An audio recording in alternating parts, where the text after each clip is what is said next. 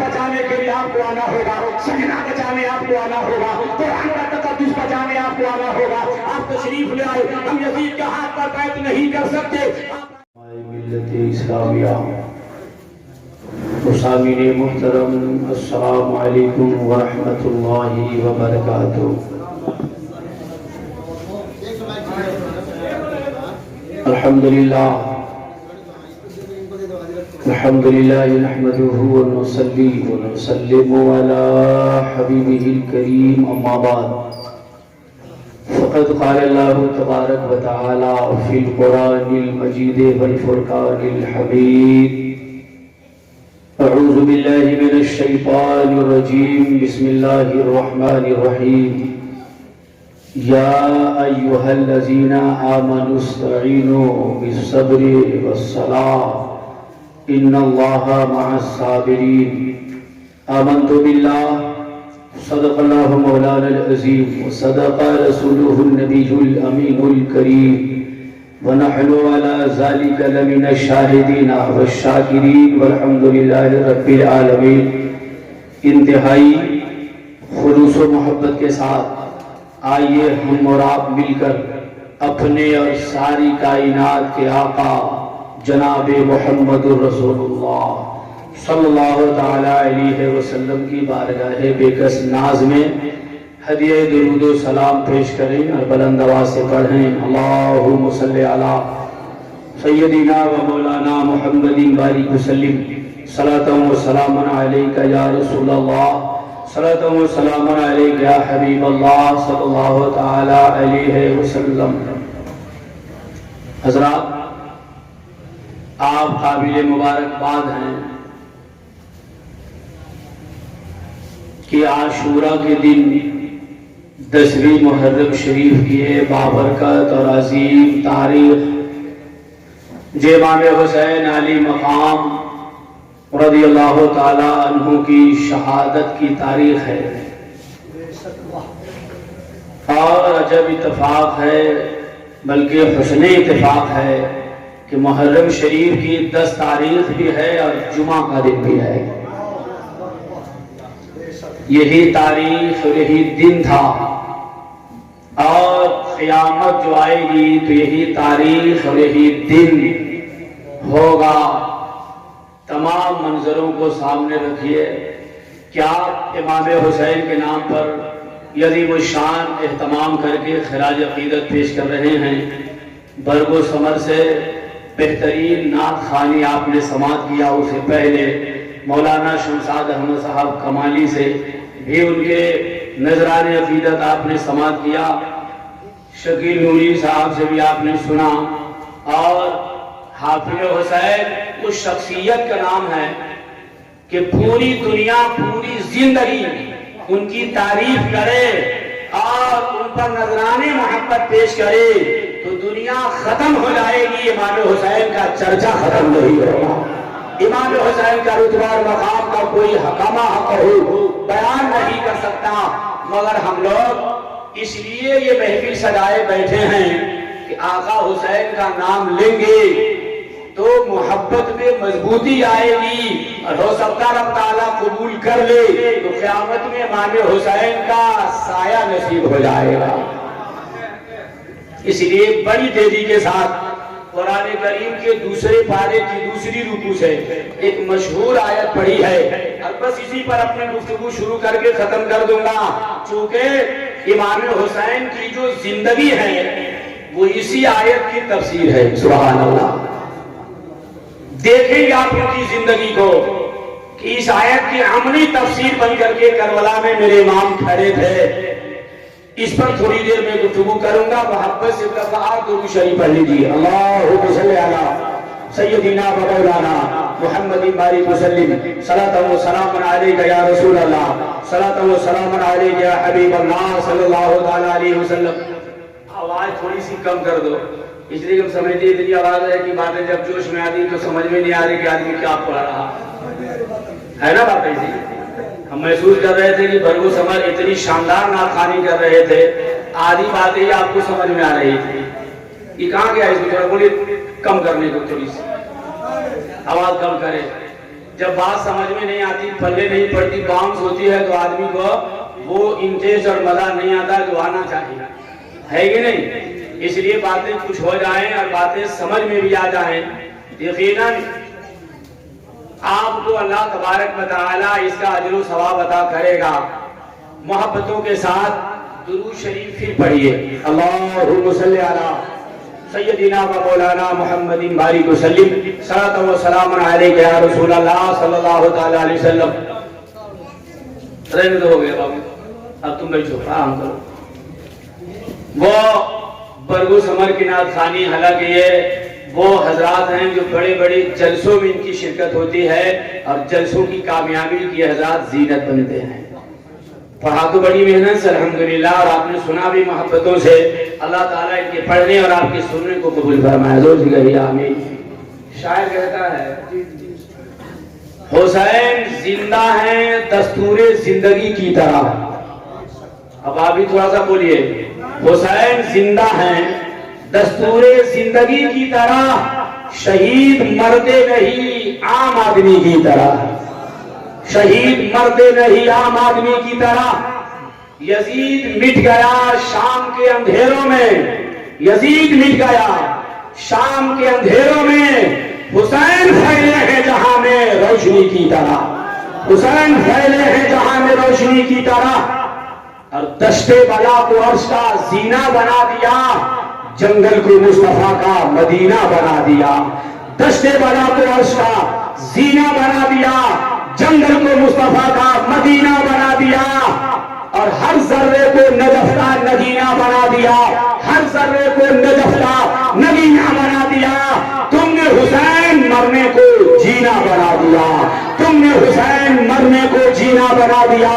حضرات بڑی تیزی سے قرآن کی آیت کا ترجمہ سنیے۔ قرآن کہتا ہے یا ایھا الذین آمنوا استعینوا بالصبر والصلاۃ، مانا ہے سب لوگ جانتے ہیں قریب قریب، ایمان والوں اللہ سے مدد چاہو صبر اور نماز کے ذریعے۔ سبحان اللہ، اللہ سے مدد مانگو صبر اور نماز کے ذریعے۔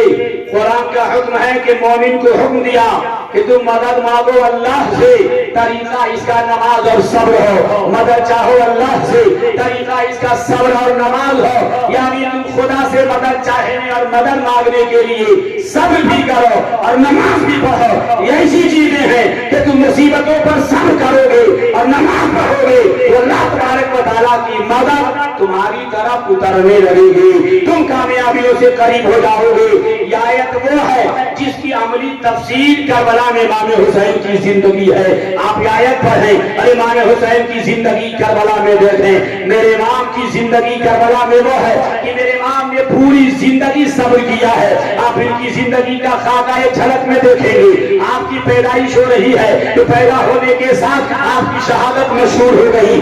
آپ نے اپنے کان سے سنا کہ کربلا میں میری شہادت ہو جائے گی، آپ نے سنا اور آپ نے صبر کر لیا۔ پھر آگے بڑھ رہے ہیں، آپ کے سامنے نانا کا وصال ہو گیا۔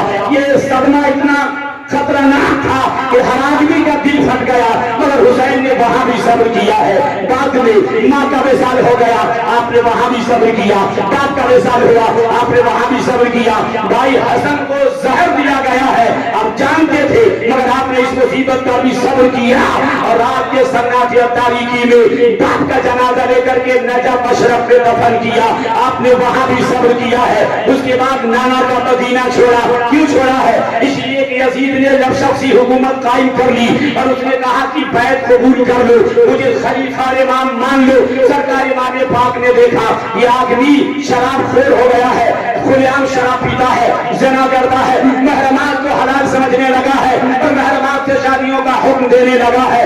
اس لیے کہا کہ میں اگر یہاں رہوں گا اور جبرن یہ میری بیعت لیں گے تو یقیناً تلواریں اٹھیں گی اور تلواروں کی زد میں لاشیں کٹیں گی، لوگ گریں گے، لاش سے خون کی ندیاں بہے گی، اور میں نہیں چاہتا کہ نانا کا شہر مقدس مدینہ وہ شہر ہے جہاں انسان کو انسان حاضری کے لیے فرشتے بھی بے قرار ہوتے ہیں۔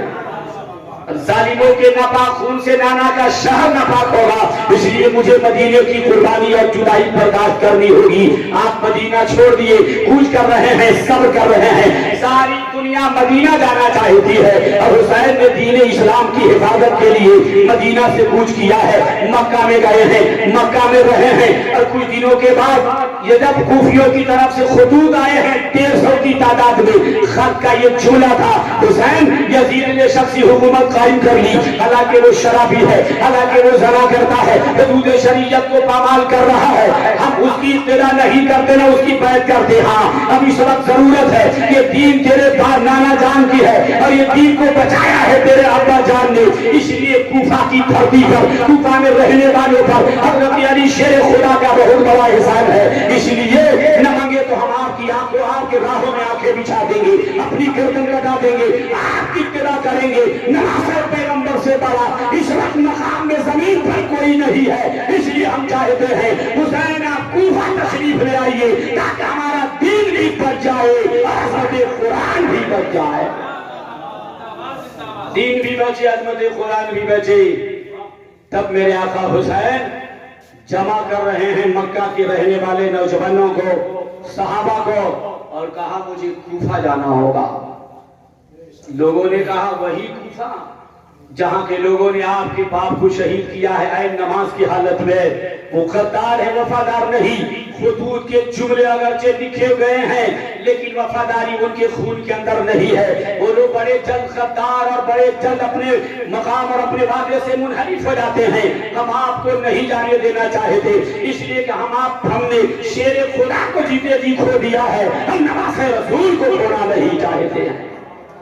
یہ نبی کی آخری نشانی ہے جن سے پیغمبر نے محبت کیا، اس لیے ہم آپ کو نہیں جانے دینا چاہتے، آپ کوفہ نہ جائیں۔ صحابہ نے چاروں طرف سے آپ کو منع کیا، لیکن امام پاک نے کہا سنو، میں نے اپنے نانا جان کو دیکھا کہ پیغمبر کو دین اسلام پھیلانے میں گالیاں بھی سننی پڑی ہے، سوشل بائیکاٹ ہونا پڑا ہے، مار بھی کھانا پڑا ہے، اور خاردار راہوں سے گزرنا پڑا ہے، رات کے سناٹے میں مکہ چھوڑ کر مدینہ جانا پڑا ہے۔ پیغمبر نے اچھا فشانی اور محنت سے اسلام پھیلایا، وہ لوگ اگر کوفہ کے رہنے والے لوگ یزید کے ہاتھ پر بیعت کر لیے، ان کا ایمان لٹ گیا، قرآن بچ گیا، عظمت قرآن بچ گیا، اور شرابی کا ہاتھ پر بیعت کر لیا تو قیامت بھی یہ کہیں گے آقا سے مصطفیٰ حسین کی ضرورت تھی، مگر وہ قرآن بچانے نہ آئے، عظمت اسلام بچانے نہ آئے، خلافت بچانے نہ آئے، پھر ہمارے ساتھ مجبوری تھی، ظلم کے دیواروں کے سامنے ہم جکڑے تھے، اس لیے ہم نے یزید کی بیعت قبول کر لی۔ صحابہ مجھے مجبور نہ کرو، جو کچھ بھی ہوگا مگر میں کوفہ جانا چاہتا ہوں، میں کوفہ جاؤں گا، اس لیے کہ اس وقت کوفہ میں رہنے والے کو میری خلافت کی ضرورت ہے، میری امامت کی ضرورت ہے، میں بچانے جاؤں گا، مجھے جانے دو۔ لیکن آخر میں معاملہ یہ طے ہوا کہ آپ نہ جائیں، اور جانا ہی چاہتے ہیں تو جانے سے پہلے کسی کو نائب بنا کر بھیجیں۔ بڑی تیزی سے مسلمین عقیل کو آپ نے وہاں کے لیے نائب بنا کر کے بھیج دیا، سبحان اللہ۔ وہ گئے تو اپنے ساتھ میں دو بچے ابراہیم اور قاسم کو لے کر گئے، جن کی ایک کی عمر 6 سال کی اور دوسرے کی عمر 8 سال کی تھی۔ شہزادوں کو لے کر کے وہ کوفہ میں تشریف لے گئے۔ بڑی جلدی سے میں کہوں آپ کوفہ میں گئے اور مختار شغبی کے مقام پر آپ اترے، نازل ہوئے، لوگ آئے، لوگوں نے پوچھا کون ہے آپ، کہاں سے آئے ہیں؟ کہا میں مسلمین عقیل ہوں، امام حسین کا نائب اور ان کا خلیفہ بن کے آیا ہوں۔ سارے لوگوں نے آپ کے ہاتھ پر بیعت کر لی، بلکہ چند دنوں میں 12,000 کوفی آپ کے ہاتھ پر بیعت ہو گئے۔ آپ کو محبتوں میں جوش آیا اور آپ نے ان کی محبت پر بھروسہ کر کے امام حسین کو خط لکھ دیا کہ یہاں کے لوگ آپ کو دیکھنا چاہتے ہیں، آپ کی زیارت کے متمنی ہیں، آپ کی بارگاہ میں نظریں بچھانا چاہتے ہیں، آپ تشریف لے آئے۔ اور دیکھتے ہی یہ خط قاصد لے کر نکلا۔ کچھ دنوں کے بعد یہ بات یزید کو پہنچی کہ نعمان بن بشیر وہ گورنر میرا ہے مگر حسین کی ابتدا میں مخالفت نہیں کرتا، اس لیے اس نے عبید اللہ ابن زیاد کو کوفہ میں بھیج دیا۔ اور جب کوفہ میں اس نے بھیجا تو آیا عبید اللہ ابن زیاد، اس نے کوفہ کے بڑے بڑے سرداروں کو بلایا اور بلا کر کے سب کو قید کرا دیا۔ کہا تم لوگ کتنے بے وفا اور تم لوگ کتنے غدار ہو، یزید کے دارالخلافت میں رہ کر کے حسین کا خطبہ پڑھتے ہو، حسین سے محبت کرتے ہو۔ سنو میں عبید اللہ ابن زیاد ہوں، تاریخ میں میرے ظلم کی انتہا ہے اور تاریخ میں میرے ظلم و بربریت کے چرچے تم نے سنا ہے۔ میں تمام سرداروں को कैद करा दिया। इसके बाद अगर कोई भी इमाम हुसैन का वफादार कूफा में रहा तो कल मेरी तलवार उनके बच्चों का फैसला करेगी, उनकी गर्दनें उड़ा दूंगा, खून की नदियां यहाँ बहा दूंगा।